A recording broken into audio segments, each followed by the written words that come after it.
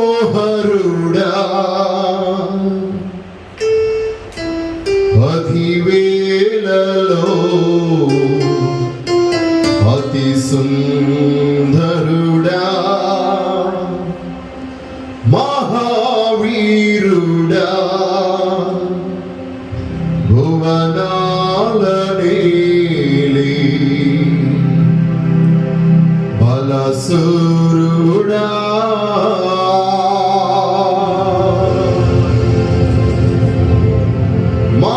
మనోహరుడా అధివేళలో అతి సుందరుడా మహావీరుడా భువనాల నేలి బలసూరుడా ఎంతని నేను వివరించగలను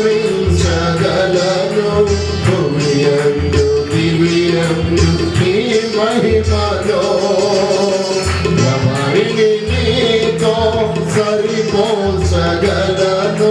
బలవంచి స్తుతించి కీర్తించగా నిన్నే ఆరాధించెదను నీలో ఆనందించెదను నిన్నే ఆరాధించెదను నీలో ఆనందించెదను నీ అనురాగమునకై అభివాదము మనోహరుడా అధివేళలో అతి సుందరుడా మహావీరుడా భువనాల నేలి బలసూరుడా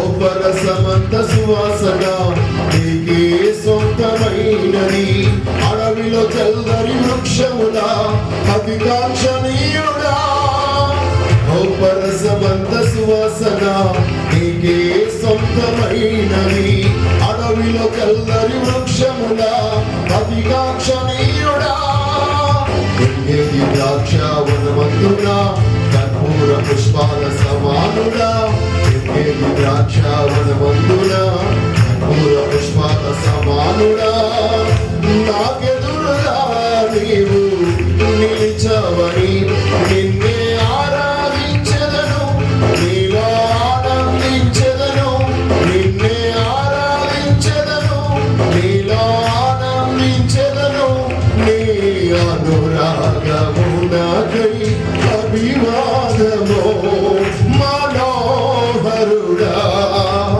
అధివేళలో అతి సుందరుడా మహావీరుడా భువనాల నేలి బలసూరుడా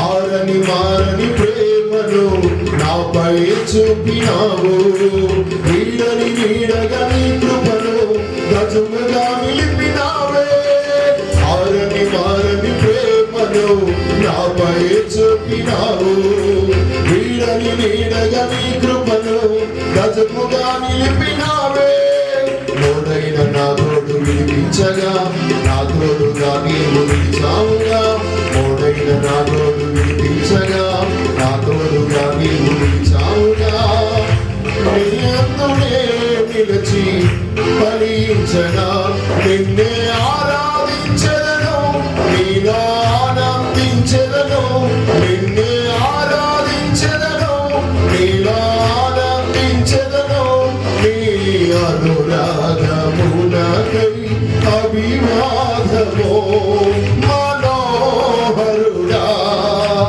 అధివేళలో అతి సుందరుడా మహావీరుడా భువనాల నేలి బలసూరుడా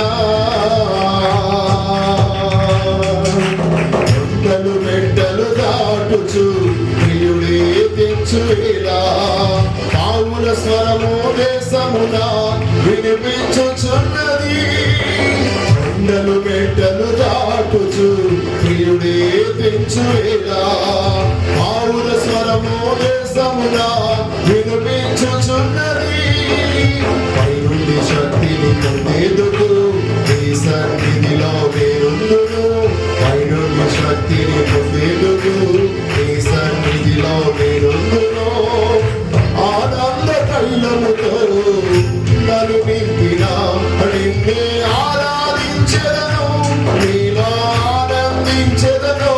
నిన్నే ఆరాధించెదను. నిన్ను ఆనందించెదను. నీ అనురాగమునకై అభివాదమో మనోహరుడా అభివేళలో అతి సుందరుడా మహావీరుడా భువనాల నీవే బలశూరుడా పచ్చిక బయలు నీవు నేను కలిసే చోటని నీ మందిరముల ప్రతిదినము వేచి అందును. పచ్చిక బయలు నీవు నేను కలిసే చోటని నీ మందిరముల ప్రతిదినము వేచి అందును. వనవాసాలెన్నో అడ్డొచ్చిన వనవాసం ఎప్పుడు మారదులే. వనవాసాలెన్నో అడ్డొచ్చిన వనవాసం ఎప్పుడు మారదులే. నా మార్గదర్శిని నీవై నడిపించుమా. నిన్నే ఆరాధించెదను. నీలో ఆనందించెదను. నిన్నే ఆరాధించెదను.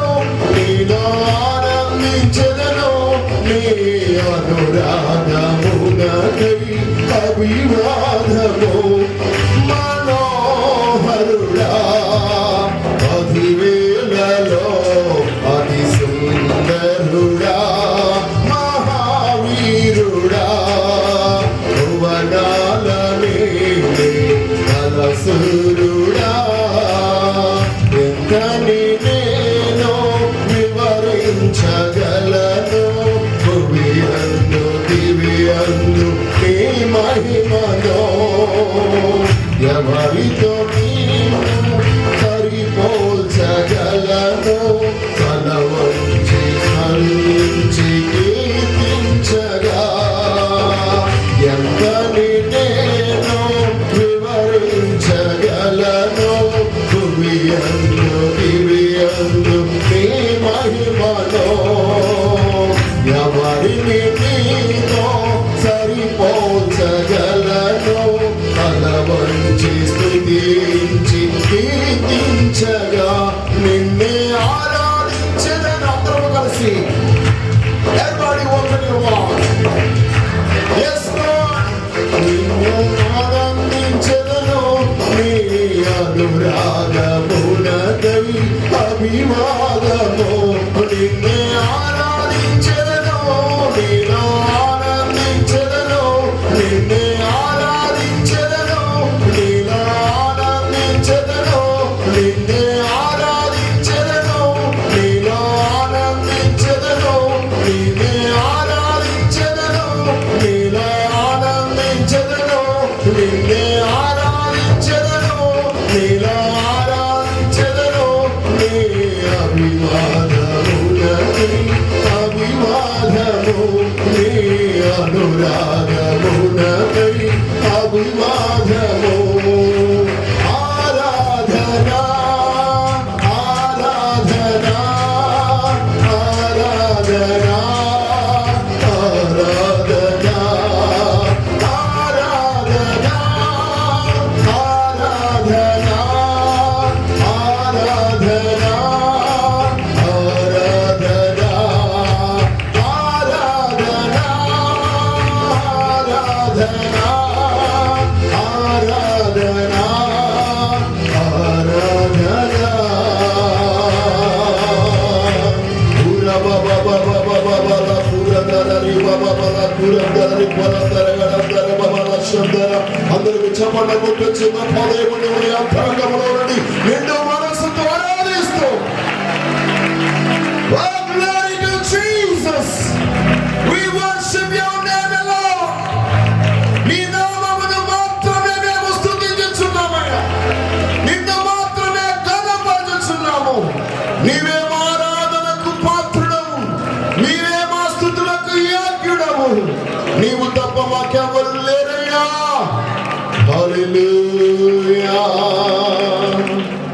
సమయం ముందు మన వాక్య ధ్యానాంశమై లేవియా కాండము 9వ అధ్యాయం 6వ వచనమును చదువుకుందాం. మోషే, మీరు చేయవలనని యెహోవా ఆజ్ఞాపించినది ఇదే, అట్లు చేయుడి, అప్పుడు యెహోవా మహిమ మీకు కనబడును. దేవునికి స్తోత్రం. మీకు కనబడుననిను. అట్లు చేసినప్పుడు ఎట్లు? దేవుడు సెలవిచ్చినట్లు, దేవుడు ఆజ్ఞాపించినట్లు చేసినప్పుడు దేవుని మహిమ మనకి కనబడుతుంది. దేవునికి స్తోత్రం. లేదా ఈ లేవియా కాండం ఈ 9వ అధ్యాయంలో మనం చూసినప్పుడు ఈ అర్పణ కూడా 8వ దినాన్న అర్పించారు. దేవునికి స్తోత్రం. ఈరోజు ఏ దినం అండి? ఈ నెలలో ఇది 8వ దినం. యేసుక్రీస్తు వారు వారములో 7 దినముల తర్వాత 8వ దినాన, ఈ వారములో మొదటి దినాన ఆయన పునరుత్థానుడై తిరిగి లేచాడు. దేవునికి స్తోత్రం. హల్లెలూయా. అది ఏ రోజు? ఆదివారం. దేవునికి స్తోత్రం. ఆదివారం ముందు మనమందరం ఇక్కడ కూడి వచ్చినటువంటి మనమందరము సర్వశక్తి గల దేవుని సన్నిధిలో ఈ రోజు వ్యక్తిగతముగా నేను దేవుని మహిమను చూడాలి అనే ఆలోచన కలిగిన వారమై మనందరం ప్రభు సందుని రోజు ఆ గొప్ప దేవుని సందులో ఆయన చెప్పిన ప్రకారంగా మనం చేద్దాం. దేవునికి స్తోత్రం కలుగుగా. హల్లెలూయా, హల్లెలూయా. ఎవరు చెప్పినట్లు చేసినా దేవుని మహిమను మీరు చూడలేరు, కానీ సర్వశక్తి గల దేవుడు చెప్పినట్లు మీరు చేసినప్పుడు నిశ్చయముగా దేవుని మహిమను మీరు చూస్తారు. దేవునికి స్తోత్రం. హల్లెలూయా. దేవుడిలారా, మరి యొక్క దినాన దేవుడు ఏం చెప్తున్నాడు? మనం ఏం చేయాలి? What God says. ఇన్ని రోజులు మనం ఉపవాసం ఉండి ప్రార్థన చేస్తాం. ఏం చేస్తే దేవుని మహిమ మనము చూస్తాం?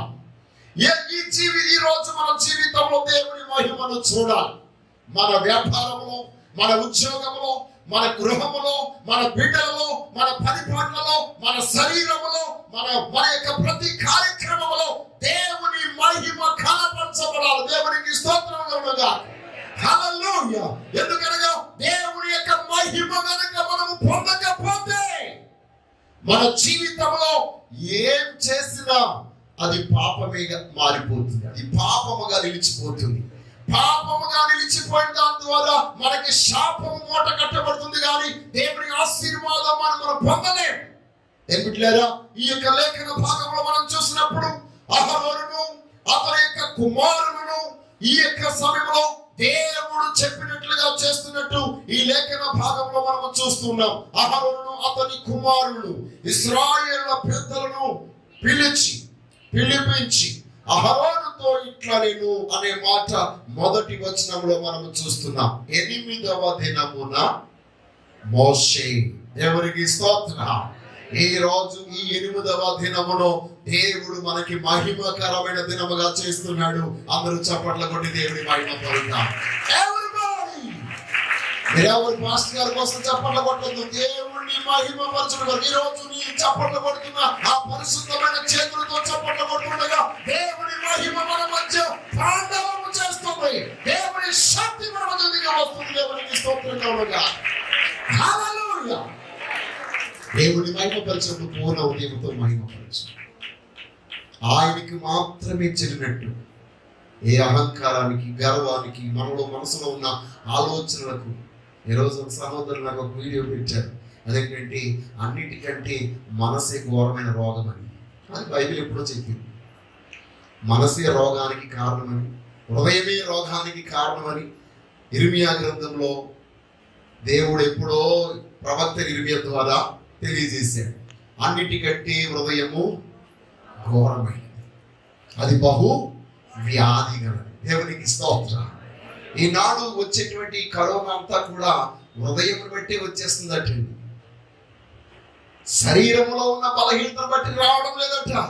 హృదయమును బట్టి, హృదయంలో ఉన్న రోగాన్ని బట్టి శరీరానికి రోగం వచ్చేస్తుంది. కాబట్టి ఈ యొక్క దినాన మన హృదయాలన్నింటినీ బాగు చేసుకుందాం. దేవునికి స్తోత్రం కలుగును గాక. ఈ రోజు మన హృదయముల నిండా దేవుని మహిమ నింపబడును గాక. హల్లెలూయా. దేవుడు చెప్పినట్లుగా మనము చేసినప్పుడు దేవుని మహిమ కనబడుతుంది. దేవునికి స్తోత్రం కలుగును గాక. దేవునిలారా పరిశుద్ధ గ్రంథంలో మనం చూసినప్పుడు దేవుని యొక్క వాక్యం మనం చూసినట్లయితే దేవుని మహిమ ఏ సందర్భంలో కనబడిందో మనం గమనించినప్పుడు చాలా లేఖనాలు ఉన్నాయి. కానీ దానిలో మర్చిపోయిన మాట మీకు చెప్తాము. సొలొమోను దేవుని మందిరమును కట్టినప్పుడు ఆ మందిరములో దేవుని మహిమ కనబడమే కాదు, ఆ మందిరం అంతా దేవుని మహిమ చేత నింపబడింది. దేవునికి స్తోత్రము కలుగును గాక. కారణం ఏమనగా ఆ యొక్క మందిరము దేవుని మహిమ చేత నింపబడ్డారు గల కారణము అక్కడ ఎవరు ఉండాలో వారే ఉన్నారు. అక్కడ ఎవరు ఉండాలో వారే ఉన్నారు. ఎవరు ఉండాలి అక్కడ? దేవుని మందిరం మహిమ చేత నింపబడాలంటే అందరూ తమను తాము పవిత్రపరచుకుని, పరిశుద్ధపరచుకుని, ప్రతిష్ఠించుకుని, సమర్పించుకుని ఆ సర్వశక్తుల దేవుని సన్నిధిలో యాజకులు ఆ గొప్ప దేవుని సముఖంలో ఉన్నప్పుడు దేవుని మహిమ అక్కడికి దిగి వచ్చింది. దేవునికి స్తోత్రం కలుగును గాక. అంతేకాకుండా అక్కడ దేవుడు నిర్మించమన్న రీతిగా మందిరము నిర్మించబడింది కనుక దేవుని మహిమ దిగి వచ్చింది. దేవునికి స్తోత్రం కలుగును గాక.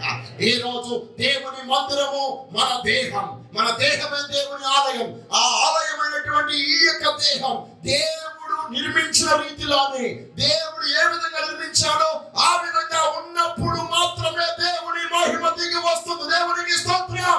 దేవుడిని ఏ విధంగా నిర్మించాడో, పరిశుద్ధంగా ఉండడానికి నిర్మించాడో, లేకపోతే పరిశుద్ధ జీవితం వరకు నీ దేహాన్ని ఆయన నిర్మించాడు. దేవుని వాక్యం చెప్తుంది, మొట్టమొదటి దేవుడు మానవుడిని చేసినప్పుడు పరిశుద్ధుడిగానే చేశాడు. దేవునికి స్తోత్రం.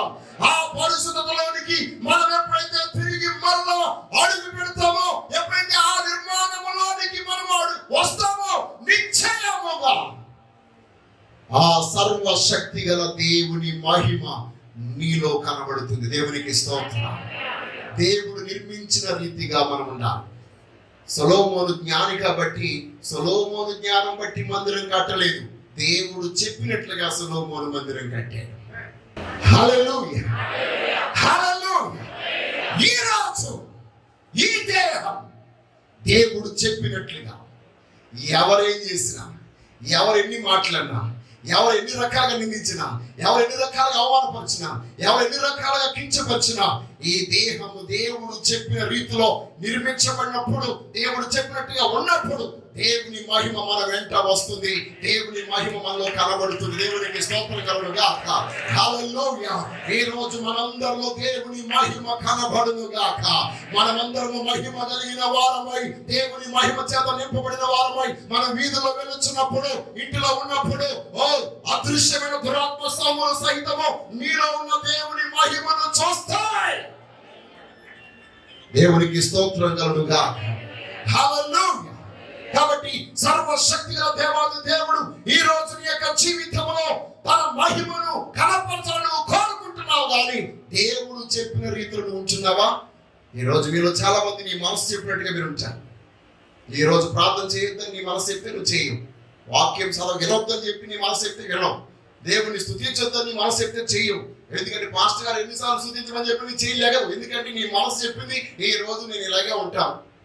నీ మొండితనం బట్టి దేవుని మహిమను పోగొట్టుకుంటున్నావు. మొండితనం మహిమకు పనిచేయదు, మెత్తని మనసు దేవుని మహిమకు పనిచేస్తుంది. దేవునికి స్తోత్రం. నీవు చెప్పినట్టు కాదా, దేవుడు చెప్పినట్టు నీ దేహం ఉండాలి. అందుకొరకే దేవుని మందిరానికి వెళ్ళినప్పుడు నీ ప్రవర్తనను జాగ్రత్తగా చూచుకోను. దేవునికి స్తోత్రం. ఈ రోజు మనందరిలో దేవుని మహిమ ప్రత్యక్షపరచబడును గాక.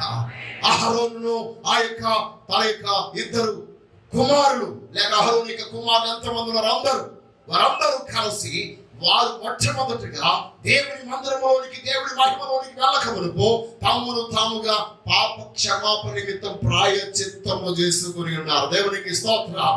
ప్రాయశ్చిత్తం చేసుకోవడానికి విశ్వాసాన్ని, పాస్టర్ అని, బిషప్ అని ఏమీ లేదు. అందరూ పవిత్రపరచబడవలసిందే. దేవునికి స్తోత్రం కలుగును గాక. ఈ కేటగిరీలో ఒకవేళ ఈ రోజు ఇంత బలంగా బోధించిన నేను ఒకవేళ దేవునికి ఇష్ట ప్రకారంగా నిర్మించబడిన వారుగా ఉంటే దేవుడు నాపైకి దేవుని మహిమ రాదు, ఆయన శిక్ష వస్తుంది. ఈ రోజు మనందరూ దేహం మీదకి శిక్ష కాదు రావాల్సింది, దేవుని మహిమ. దేవునికి స్తోత్రం కలుగును గాక. ఆయన మహిమ చేత మనం ఆవరించబడినప్పుడు ఏ వ్యాధి, ఏ రోగం, ఏ కష్టం, ఏ దుఃఖం మనం ఏమీ చేయలేము. దేవునికి స్తోత్రం కలుగును గాక. నా మీద వారు చప్పట్లు కొట్టి దేవుని మహిమ పలుకుతాం. హల్లెలూయా, హల్లెలూయా. ప్రియమైన వాళ్ళేరా, మూడవదిగా సరైన వ్యక్తి ద్వారా ఆ మందిరం నిర్మించబడింది. దావీదు చేత నిర్మించబడలేదు, రక్తము సిందించిన వారి ద్వారా నిర్మించబడలేదు, చేతితో పాపము చేసిన వారి ద్వారా ఆ యొక్క మందిరం నిర్మించబడలేదు. సరైన వారి ద్వారా ఏం చేయబడింది? నిర్మించబడింది. బైబిల్ చెప్తుంది సొలొమోను కంటే గొప్పవాడు మన మధ్య ఉన్నాడు. దేవునికి స్తోత్రం. ఆ సరైనోడు ఎవరు? మన జీవితంలో మన దేహాన్ని సరిగ్గా నిర్మించగలవాడు ఎవరంటే ప్రభు అయిన యేసు క్రీస్తు. దేవునికి స్తోత్రం. సొలొమోను కంటే సౌందర్యముగా మీ దేహాలను తన ఆలయముగా చేయడానికి ప్రభువైన యేసు క్రీస్తు ఈ లోకానికి వచ్చినాడు కనుక ఆ సరైనటువంటి యేసయ్య ద్వారా మన మందిరములు, మన హృదయాలు, మన యొక్క దేహాలు నిర్మించబడును గాక. హల్లెలూయా. తర్వాత మనం చూసినట్లయితే సరైన సమయములో ఆ మందిరం నిర్మించబడింది. Appointed time. ఈరోజు ఇది అనుకూల సమయం. ఈ రోజు మీ యొక్క దేహములన్నీ దేవుని మహిమ చేత నింపబడే సమయం. ఈ సమయంలో మీరు దేవునికి అనుకూలంగా మిమ్మల్ని మీరు అప్పగించుకున్నప్పుడు నిశ్చయముగా మీలో దేవుని మహిమ కనబడుతుంది. ఈ రోజు దేవుని మహిమ కనబడితే మీ కొదువులన్నీ తీర్చబడతాయి. కొత్త నిబంధనలో మనం చూసినప్పుడు బిడ్డలారా, దేవుని మహిమ ఎప్పుడు బయలుపరచబడింది? వారు యేసు ప్రభు వారు మాట ప్రకారంగా విన్నప్పుడు, దేవుని మాట ప్రకారంగా చేసినప్పుడు, దేవుని మాట ప్రకారంగా వారు ఆయన ఆజ్ఞకు లోబడినప్పుడు ఆ యొక్క కానానే ఊరిలో ఆ జరిగిన విందులో దేవుని మహిమ బయలుపరచబడింది. దేవునికి స్తోత్రం కలుగును గాక. ఈ రోజు నీ ద్వారా, నీలో, నీ ఇంటిలో, నీ గ్రామంలో, నీ చుట్టుపక్కల, నీ పట్టణంలో దేవుని మహిమ బయలుపరచబడును గాక. హల్లెలూయా. దేవులారా, మన యొక్క జీవితంలో దేవుని చిత్తము నెరవేర్చబడినప్పుడు దేవుని మహిమ కనపరచబడుతుంది. నీలో ఎప్పుడైతే దేవుని చిత్తం నెరవేర్చబడుతుందో అప్పుడే దేవుని మహిమ. ఒకవేళ దైవ చిత్తం నీవు బాధించబడ్డాం, నీవు దుఃఖపడ్డాం, నీవు శ్రమ పడ్డాం, నీవు వేధించబడ్డాం, నీవు నిందించబడ్డాం, నీవు అవమానపరచబడ్డాం, ఒకవేళ దైవ చిత్తం అయితే ఆ దైవ చిత్తానికి నువ్వు లోబడి దానికి వ్యతిరేకంగా నువ్వేమి చేయదు. నిశ్చయముగా దేవుని మహిమ నీ ద్వారా బయలుపరచబడుతుంది. కొన్ని సందర్భంలో నీ భార్య, నీ భర్త, నీ పిల్లలు, నీ ఇంటి వారు, నీ అత్తమావలు, నీ అక్క చెల్లెలు, నీ యొక్క అన్నదమ్ములు, నీ తోబుట్టువులు నిన్ను వేధించి బాధిస్తూ ఉంటారు. ఒకవేళ అలాగా బాధించబడటం దైవ చిత్తం అయితే అదేంటండి? వాళ్ళందరూ శ్రమ పడితే బాధపడటం దైవ చిత్తం అంటారా? ఎస్, కొన్ని సందర్భాలు తప్పదు. నేను అలాగ అనుభవిస్తున్నప్పుడు ఇది ప్రభు చిత్తం అని మౌనంగా ఉండిపోతూ ప్రభుకి మహిమ పరుస్తున్నా. దేవునికి స్తోత్రం. నేను ఒక న్యూస్ చూశాను. హర్యానాలో 85-82 సంవత్సరాలు ఉన్న వృద్ధురాలి కోడలు ఈ ఊడ్చేటువంటి చీపురుతోనూ చేటతో కొట్టేస్తాను. పక్కోడు ఎవడో వీడియో తీసేసాడు. ఇప్పుడంతా స్పైక్ అన్నా. మీరు అనుకోవచ్చు సీక్రెట్గా మీరు ఇంట్లో మీ వాళ్ళని తిట్టేస్తాను, కొట్టేస్తాను అనుకోవచ్చు. అది సోషల్ మీడియాలో ప్రపంచం అంతా వెళ్ళిపోతుంది. దేవునికి స్తోత్రం కలుగునుగా. హల్లెలూయా. ఈ రోజు మీరు చేసేటువంటి మంచి ఎవరికి కనబడదు. అప్పటి వరకు మీరు ఎన్నో సాకిరీలు చేస్తుంటారు, ఎంతో పని చేస్తుంటారు, ఎన్నో ఉపకారాలు చేస్తుంటారు. కానీ మీరు చేసిన చిన్న చెట్ట మాత్రం ఊరంతా వెళ్ళిపోతుంది. మీరేమో త్యాగాలు చేసినటువంటిది ఏమి బయటికి రాదు, కానీ చిన్న అల్లరి చేస్తే మాత్రం బయటకు వచ్చేస్తుంది. కాబట్టి మనందరి మీద ఈ లోకంలో చాలా దృష్టిలు ఉన్నాయని మనం గమనించాలి. ఇప్పుడు ఈ సెల్ ఫోనే అలాగ నొక్కేసి చూపించేస్తే దేవుని కళ్ళ దృష్టి లోకం అంతా ఏమవుతుందండి? సంచరిస్తుంది.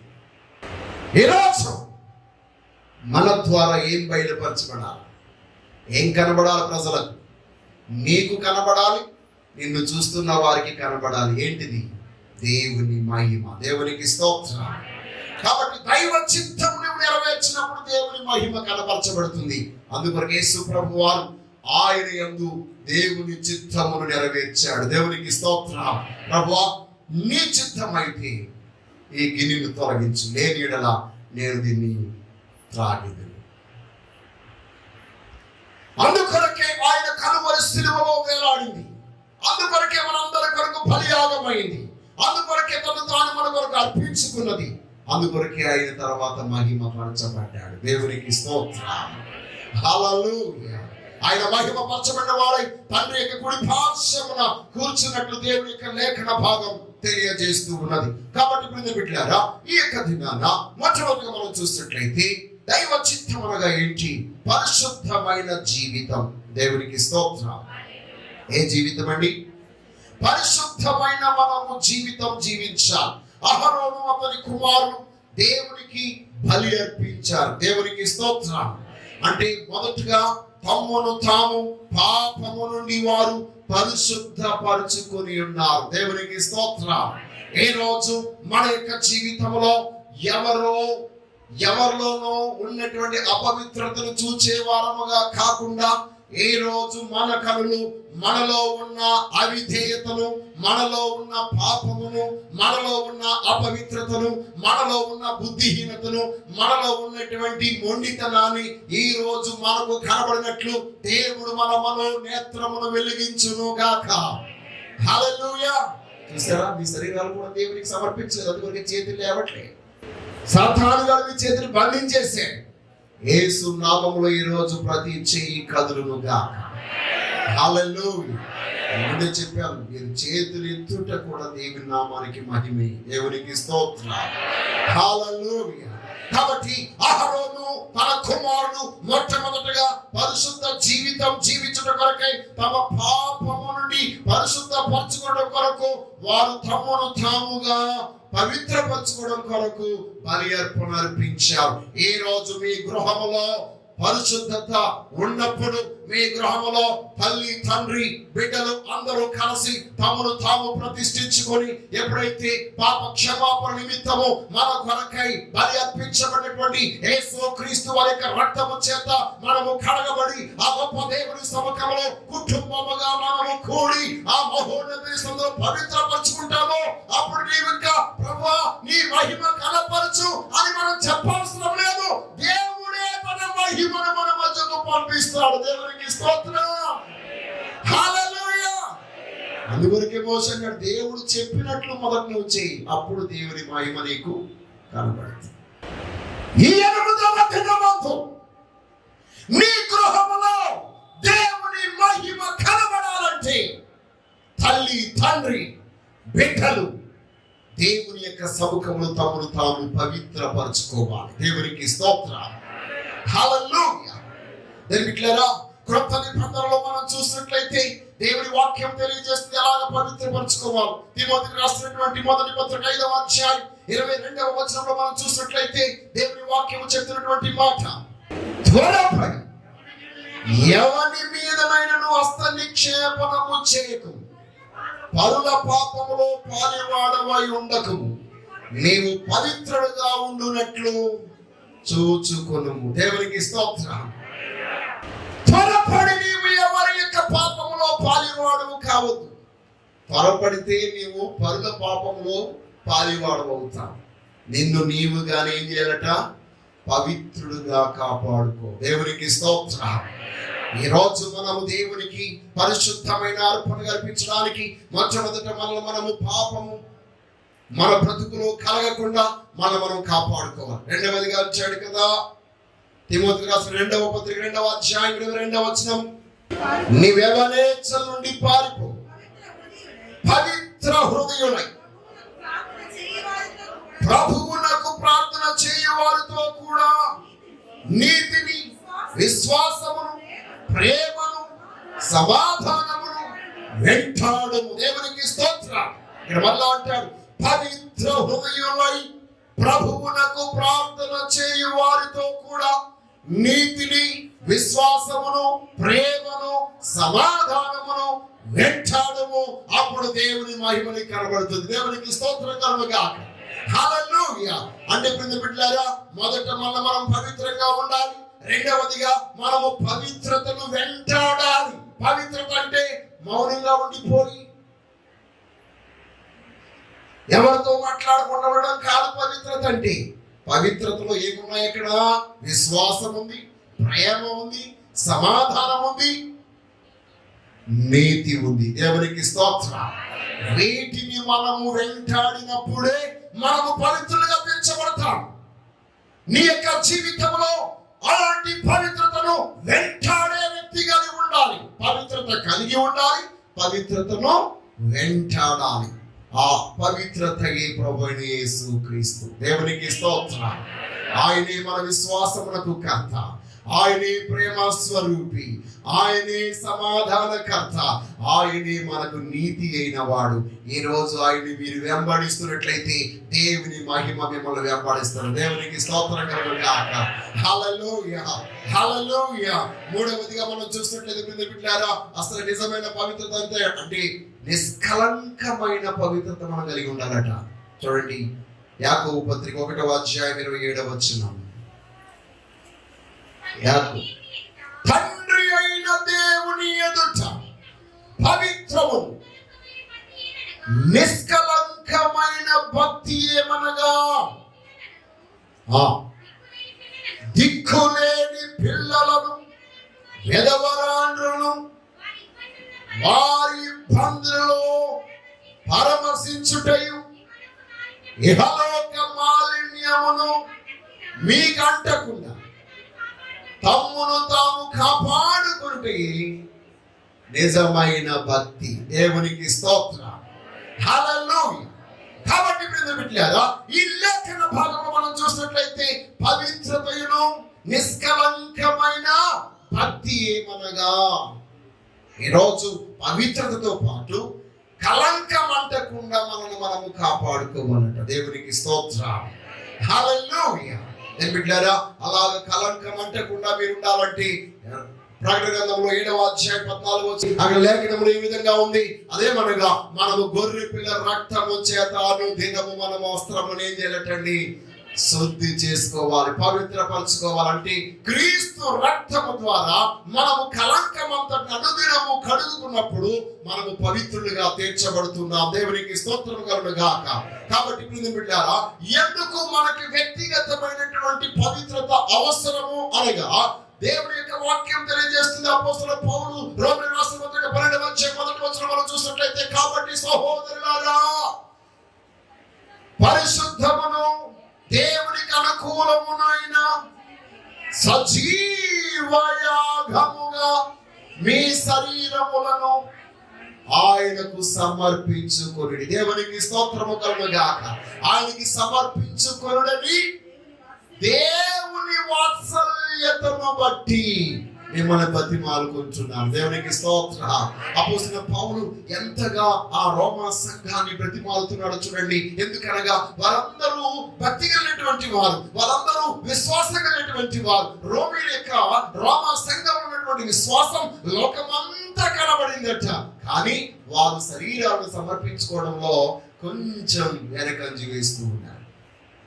అందుకొరకి మీరు దేవునికి అనుకూలమును ఆయన యొక్క చిత్తానుసారమైనటువంటి యాగముగా మీ శరీరాలను ఏం చేయాలి?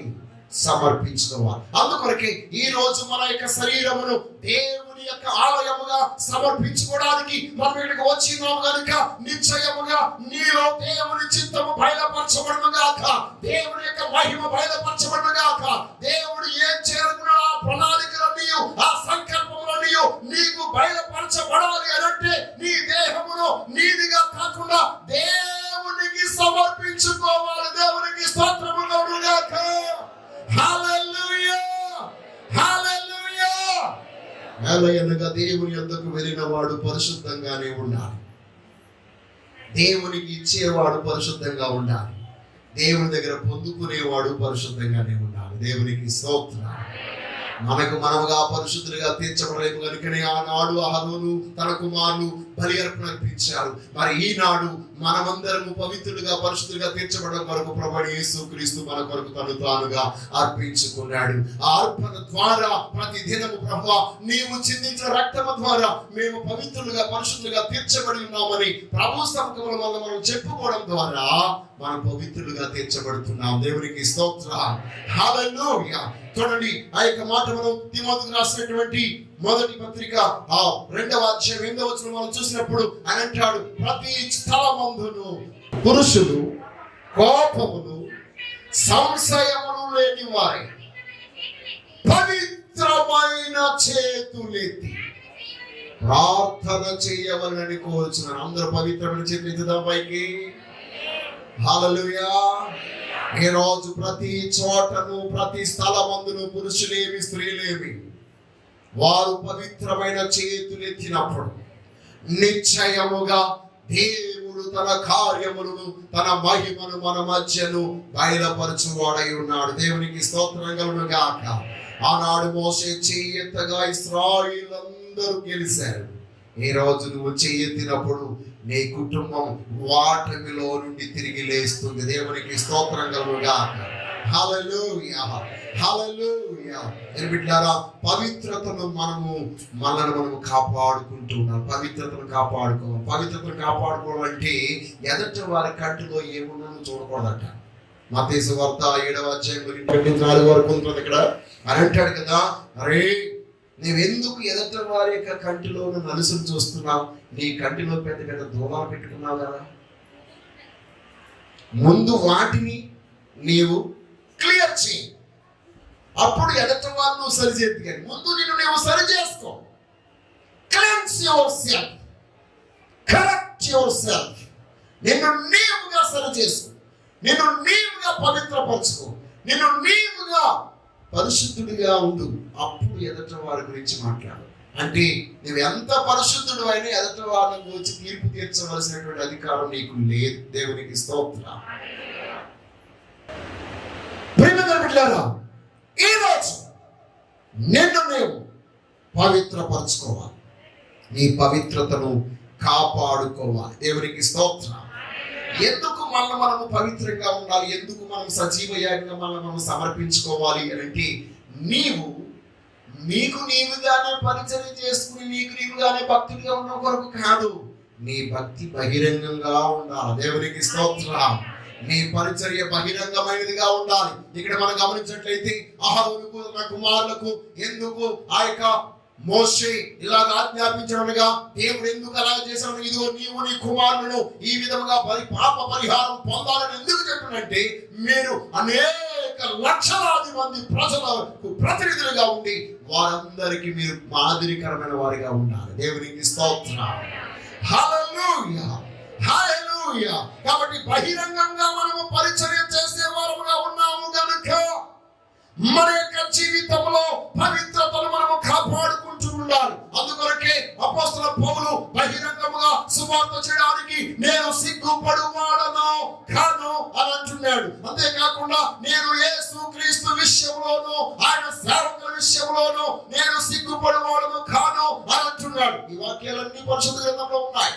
రోమీయులకు రాసిన పత్రిక 1వ అధ్యాయం 16వ వచనంలో మాట ఉంది. అలాగే తిమోతికి రాసిన 2వ పత్రిక 1వ అధ్యాయం 8వ వచనంలో ఉంది. అలాగే మనం గమనించినట్లయితే మన స్వనీతిని వెతుకు వారమై ఉండకూడదు. నీవు స్వనీతిని వెతికే వ్యక్తిగా ఉండకూడదు, దేవుని నీతిని వెతికే వ్యక్తిగా ఉండాలి. తర్వాత 4వది మనం చూసినట్లయితే దేవునికి మహిమను తీసుకొచ్చే పనులే మనము చేయాలి. దేవునికి మహిమను తీసుకొచ్చే పనులు ఎప్పుడైతే చేస్తావో నిశ్చయముగా ఆ సర్వాధికారి దేవాది దేవుని యొక్క అద్భుతమైనటువంటి మహిమ నీలో బయలుపరచబడుతుంది. మీ క్రియలను ఇతరులు చూచినట్లు మత్తయి సువార్త 5వ అధ్యాయం 16-17 వచనం అంటున్నాడు ప్రభువు. ఈ యొక్క దినాన మన యొక్క జీవితంలో ఆ మహిమను మనం ఎప్పుడైతే బయలుపరచబడతామో, మనం ఎప్పుడైతే దేవుని యొక్క మహిమను కలిగిన వారమై ఆ మహిమను కనపరుస్తూ ఉంటామో, నీ ద్వారా దేవుని నామం మహిమపరచబడుతుంది. దేవునికి స్తోత్రం. హల్లెలూయా, హల్లెలూయా. ఏంటి దేవుని మహిమ? దేవుని మహిమ అంటే చచ్చ చచ్చిన నీవు బ్రతకడం. లోకాసు వార్త 7వ అధ్యాయంలో మనం చూస్తాం, ఒక విధవరాలి కుమారుడు మరణించాడు. ప్రభు అక్కడికి వచ్చాడు. అక్కడ చచ్చిన ఆ కుమారుని ముట్టి బ్రతికించాడు. అక్కడ ఏమైంది? దేవుని నామం మహిమపరచబడింది. దేవునికి స్తోత్రం. హల్లెలూయా. ఈ రోజు నీ ఇంటిలో, నీ బ్రతుకులో చచ్చిపోయి సావులకు సిద్ధమున్నవి అనేకమైన ఉన్నాయి. అవన్నీ ఈ రోజు తిరిగి లేపబడాలి. దేవునికి స్తోత్రం కలుగుగాక. హల్లెలూయా.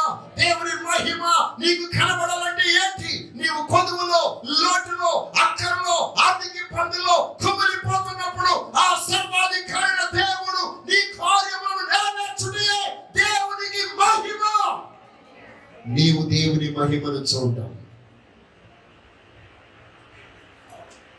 నీ జీవితంలో అనారోగ్యముతో ఎన్ని వైద్యుల యొద్దకు వెళ్ళినా, ఎంతమంది దగ్గర నువ్వు తిరిగినా స్వస్థత పొందలేనప్పుడు, ఆ సర్వశక్తి గల దేవుని యొద్దకు నువ్వు వచ్చినప్పుడు, ఆ మహిమల దేవుని ద్వారా నీవు తాకబడి, లేకపోతే నీవైన మహిమను తాకినప్పుడు నీకు కలిగిన స్వస్థత ద్వారా నీకు మహిమ కనబడుతుంది. దేవునికి స్తోత్రం. ఏ రోజు నీ రోగములో దేవుని మహిమ కనబడాలి, నీ యొక్క బలహీనతలో దేవుని మహిమ కనబడాలి, నీ యొక్క కొదువులో దేవుని మహిమ కనబడాలి, నీ అక్కర్లో దేవుని మహిమ కనబడాలి, నీ నిందలలో దేవుని మహిమ కనబడాలి, నీ అవమానంలో దేవుని మహిమ కనబడాలి, నీ ప్రతి మరణకరమైన స్థితిలో దేవుని మహిమ కనబడాలి. అలాగ కనబడాలంటే ఈ రోజు దేవుడు చెప్పినట్లుగా మనం చేద్దాం. Are you ready? మీరందరూ చేయడానికి సిద్ధంగా ఉన్నారా? కానీ మీ అటెన్షన్, నేను మౌనంగా చెప్పారనుకోండి, మీరు నా మాట వారి హృదయంలోనికి వెళ్ళదు. అందుకొరకి నన్ను నేను దేవునికి సమర్పించుకుని, నేను ఏమైపోయినా పర్వాలేదని దేవుని సముఖంలో మీ అందరికీ ప్రతిమాలుతూ చెప్తున్నాను. ఇంత బిగ్గరగా చెప్పడానికి గల కారణం, ఒక్కసారి మీరు ఒక 10 రోజులు తిండి మానేసి నాలాగా అరవండి. అప్పుడు నా యొక్క బలహీనత మీకు అర్థమవుతుంది. దేవుని శక్తి ఈ రోజు నీకు కనబడాలంటే నిన్ను నీవు నలగొట్టుకో, నిన్ను నీవు సరి చేసుకో. నిశ్చయముగా దేవుడు ఈ రోజు మనందరి మధ్య తన మహిమను కనపరచాలని కోరుకుంటున్నాడు. హల్లెలూయా, హల్లెలూయా. నీవు రోగంగా వస్తే ఈ రోజు నువ్వు రోగంతో బయటికి వెళ్ళవు. ఈ రోజు నువ్వు దుఃఖంతో వస్తే ఈ రోజు నీ దుఃఖం ఇక్కడే మట్టుమాయమవుతుంది. ఈ రోజు నువ్వు కన్నీళ్లతో వస్తే నీ కన్నీళ్లు తొలగబడతాయి. ఈ రోజు మరణకరమైన పరిస్థితుల్లో వచ్చి ఉంటే దేవుడు నీ మరణకరమైన పరిస్థితిని తొలగించడానికి, తన మహిమను కనపరచడానికి ఆయన సిద్ధంగా ఉన్నాడు. నీవు నమ్మిన నమ్మకపోయినా, నీవు చేసిన చేయకపోయినా, నీవు విశ్వసించకపోయినా దేవుడు తన మహిమను మన మధ్య బయలుపరచమై ఉన్నాడు. ఈ రోజు నా దేహములో దేవుని మహిమ బయలుపరచబడును గాక. దేవుని శక్తిని మనము చూద్దాము గాక. Oh God, I want your glory. నీ మహిమను నేను చూడాలయ్యా. మోషే అన్నాడు, నీ మహిమను నేను చూడాలి. చచ్చిపోతాము అన్నాడు దేవుడు. చచ్చిపోయినా పర్వాలేదు, ఒక్కసారి నీ మహిమను నేను చూడాలి. Once I want to see your glory. ఈ రోజు మనం దేవుని మహిమను చూద్దాము గాక. హల్లెలూయా. ప్రియ సంఘమా, మహిమ కలిగిన సంఘముగా మనము దేవుని ఎదుట నిలబడగలగాలంటే మహిమను చూడకుండా ఎలాగ మహిమను పొందగలం? మహిమను చూడకుండా ఎలాగ మహిమలో మనం ఉండగలం? మహిమను చూడకుండా ఎలాగ మహిమ గలవారముగా తీర్చబడగలం? ఒక సీర చూస్తే దాన్ని కొనుక్కుంటున్నావే, ఒక వస్తువు చూస్తే అది మా ఇంట్లో ఉండాలనుకుంటున్నావే, మరి నీకు మహిమ కనబడలేదు కాబట్టి మహిమను కావాలనుకోవటం లేదు. ఈ రోజు నీ మనోనేత్రము తెరవబడును గాక. దేవుని మహిమను మనము చూతుము గాక. ఓ దేవుడు తన మహిమను మనకి కనపరుస్తాడు. దేవునికి స్తోత్రం. ఓ యెహోవా తన మహిమను మీకు కనపరచును. దేవునికి స్తోత్రం. ఈ రోజు దేవుడి మాటల ద్వారా మిమ్మల్ని అందరినీ దీవించును గాక. ఆమేన్.